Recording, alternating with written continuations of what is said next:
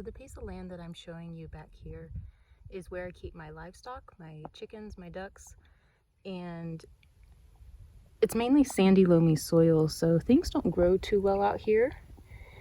It's mainly because of the fact that there's not a lot of moisture retention, so a lot of amendment has to be done in order to grow stuff. But being that the people of the First Nations obviously grew a lot of their own food, and they even did it in the desert climates like we're in Colorado.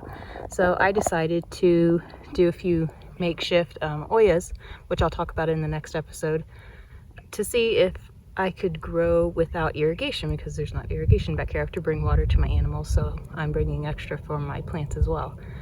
So it's very hot right now, late June. There's a few tomatoes going back here. But mainly what I'm talking about today are insects. And we have a pretty big problem with grasshoppers and flea beetles. Sorry about the plane. So I read a few things online about how to organically get rid of grasshoppers. And so the first thing that I'm going to try is sprinkling flour, which you already see a little bit here on the tomato plants, just to keep them away from my tomatoes, as well as the other crops that some of them they have completely destroyed. And another thing is diatomaceous earth. I'm also going to sprinkle that along the plants and let you know what the results of those are. I prefer to do everything organically. Actually, I only do everything organically because I eat all of the food that I grow myself, as well as sell some as the market garden. And then of course I've got my seeds in a different area that's kind of hard to see from here. So I won't be showing you that today either. So I'll let you know the results. Let's get started.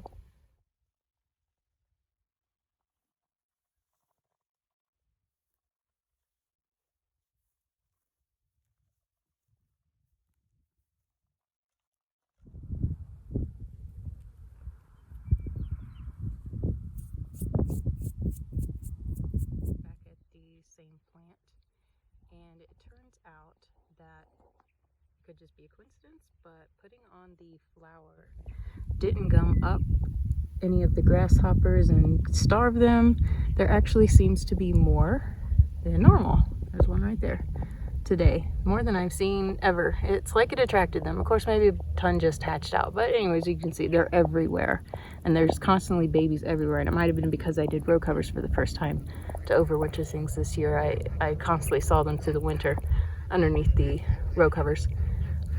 But the diatomaceous earth that I put on the watermelons and melons and pumpkins did deter both the grasshoppers and the flea beetles. So I'm not going to try the flour again, just because whether it was a coincidence or not, that was terrible. They're here everywhere, and the other one is working. So multiple applications of diatomaceous earth. It may have to be through the summer until their cycles are over. At least for the flea beetles, the grasshoppers are going to stay alive for pretty much the whole time. They usually do. But diatomaceous earth, that one's working for me. So flour, that might be a myth. And if you've had different experience with it, go ahead and put it in the comments.